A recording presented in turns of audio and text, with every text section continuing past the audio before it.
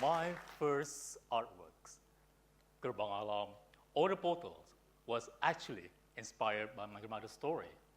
She used to tell me a story a long time ago, and I remember when she was a kid, she lost in the jungle, but actually hidden by a bunyan. All right, for those who doesn't know what is bunyan, so bunyan are supernatural being that living in the jungle. You can do research more about that later on, but now back to my story. So she lost in the jungle a couple of hours, almost a day. People started to worry about it. She believed at the time our ancestor also having similar cases.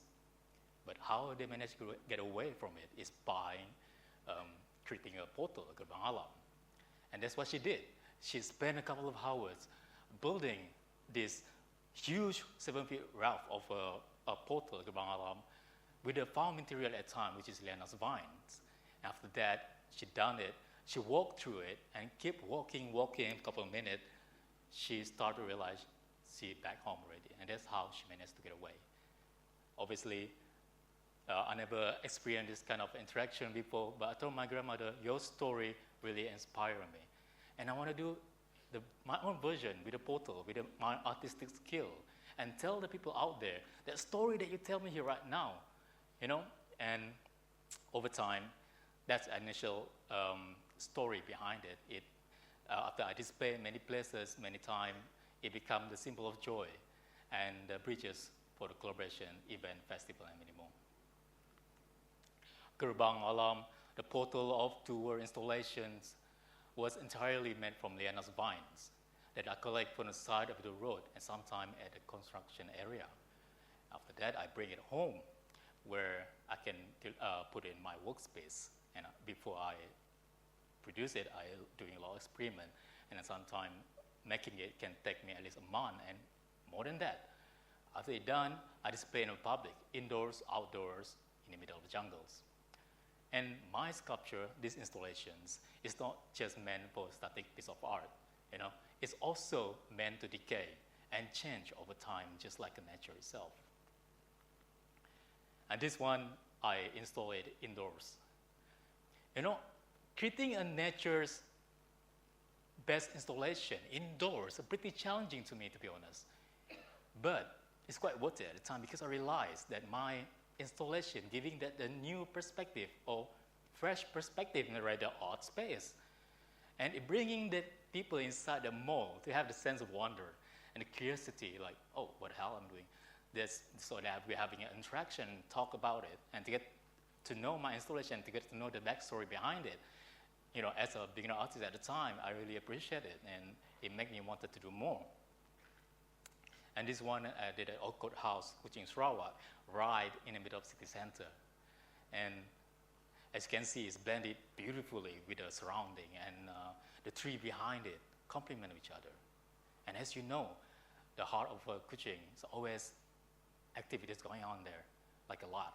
And there's a food traffic everywhere. And I'm always hoping that there's people who are passing by and having a conversation with me, exchange idea, and get to know my story, why I'm doing this. And I keep displaying many places after that. Many years after that, I have opportunity to display at different places. For example, this one is my first international installation that took place at the Catalan, Spain. At this time, I realized my directions, my approach has been shifted because mainly, right, I'm using lianas vine in Sarawak to do my mainly installation, but now I'm using a found material at a foreign country. But the core idea just remains the same. It's just that wherever I go, I always can create a sculpture or artworks. It brings that idea that whatever I use, material that I've used, there's always the essence of my story in it. And it brings that combination of these elements of my artworks and the placement of the installations. This one, not long ago at Takakata, Toyama, Japan, I put my gerbang alam right at the middle of these beautiful Japanese gardens. And behind it, there's a baby orangutan raising his hand as if to say hi. But, it's like my inviting the people there to, welcome to this site. I call this project actually a portal to Borneo.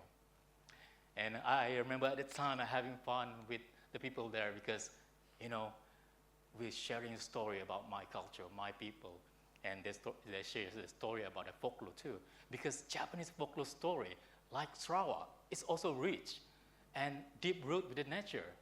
It led us to having fun with the collaboration and process of this journey to making amazing artwork.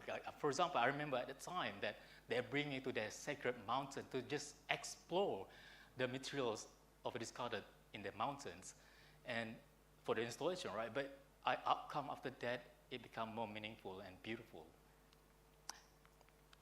Now, before I talk more about my works and my progress of artist, let me tell a little bit about my journey, my childhood, right?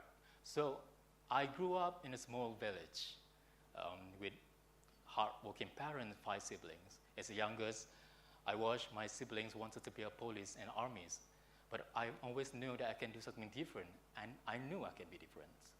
And not long ago, my eldest brother passed away. I don't want to go to the detail about it, but because of that situation, because of that moment, I realized the importance of doing what you love and, being an artist. I remember my friend told me that, you're living a dream, man. I am living a dream now, become an artist. And I'm also deeply inspired by my mom, my relative, my family, my grandma, who often share a lot of folklore story to me that make me wanted to explore jungle, to see the engineer of the nature and hang out with the villagers, to hang out with elders, to get to know the story of them, right? In my 20s, then I explored and found the idea of the land art. I also met one of the artists who are really practice of the land art concept. It opened my eye to the possibility of what I can do with my art journey. And then it's giving the idea of the concept of this land art and related to Sarawak. And I take my time to enhance my skills and try really my best to understand the concept of land art after that. Many years with the experience, with the many experience I have, I allow myself to involve and embracing change and keep experimenting with my artworks. And I think a portal this time, right? I told you guys before, it becomes a symbol of joy and collaborations, but over time, it becomes a doorway and an entry point for people to see my work. It's like inviting to see my eye, like artist perspective. And as you know, art can connect us to the nature in a way that facts and number can't do it sometimes. It makes us feel, challenge our thinking, and treat the way how we treat the world around us. And that's why I use this material for the next one is the driftwood or mainly ironwood to deliver a story to more wider audience. For example, Tawak Gambut. This one is entirely made from a driftwood, ironwood. It's inspired by the Henepatus Raja pitcher plants, and you can see the frogs sit on top of it, symbolizing the harmony between the plants and animals. This is now has been displayed at JMB Kuala Lumpur for a moment. And my other sculpture, Sunda pangolin and saltwater crocodile. And as you can see, my work has evolved to an abstract form, but there's a meaning behind it. Like for example, this Sunda pangolin, the meaning is basically simple. It's an endangered species that hunting because of scale and meat.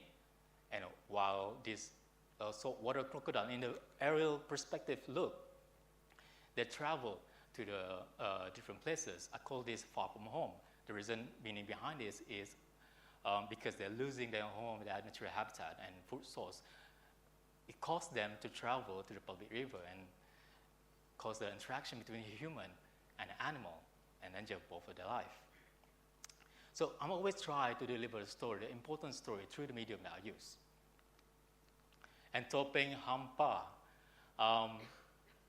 So the Topeng Hampa, I collected the driftwood at a different river in Sarawak, and I put it in one place and create a sculpture like this. It's many faces, I call it. In English, it's face of void, but in Malay, Topeng Hampa. It's become many people's favorite after my first exhibit in Kuala Lumpur. Mimpi Kenyalang. After all the small sculpture I using a driftwood, medium size, big size, small size, I like to challenge myself to do a bigger this time, like my portals recently. So this one is a 7 feet tall and 36 kilogram. I have a privilege to display it at Kuala Lumpur at the time with the art agency. And this art exhibition is the biggest one called Artober Art and Souls at MBA at Midtech Kuala Lumpur at the time. And as you can see, the picture is beautiful. As if you think it's beautiful, the meaning behind it is the home bill fleeing to find a new home because of they doesn't have a home anymore, get destroyed. And the gold pattern around it is what people always perceive as a value, but actually is a land that's disappeared. And that's what I try to deliver in these sculptures. Hopping Lady installation inspired by Sarawak tribe. At this time, I'm using pallets. It's about 10 feet and quite heavy, to be honest. At this point, I remember having a fun to install that.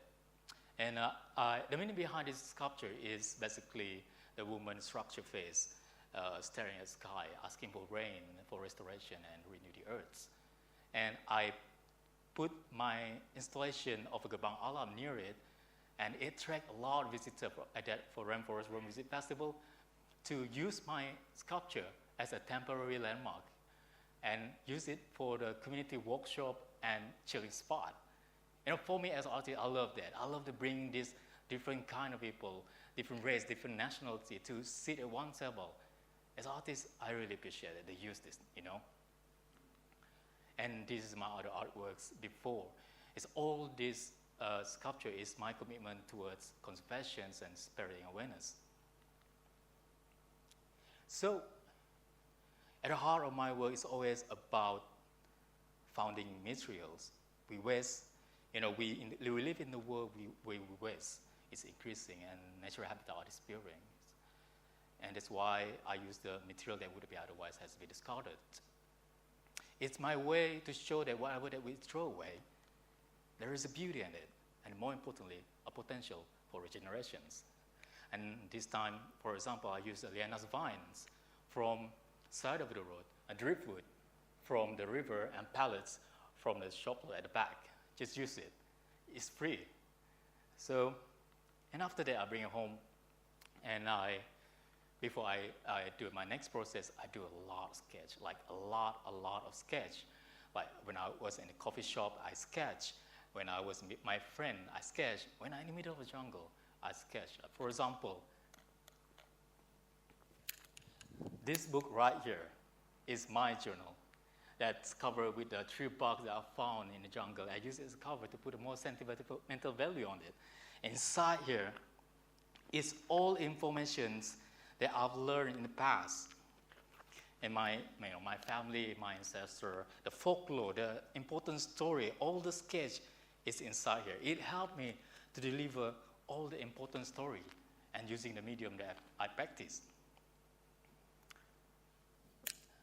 And after that, I started making it, creating the sculpture at my workspace. And it took me at least a month and more than that.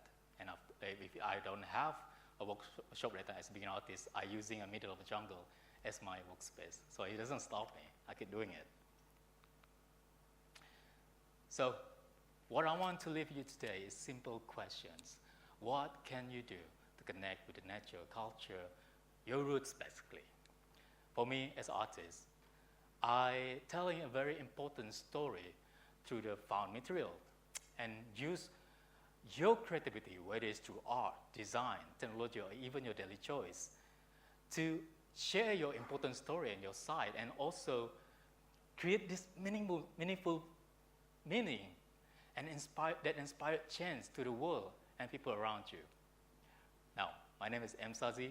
I'm a Jago sculpture artist that create a sculpture and not only exist within the nature, but also enhance it by sharing a local folk story and sharing awareness by pressing environmental issue. Thank you very much.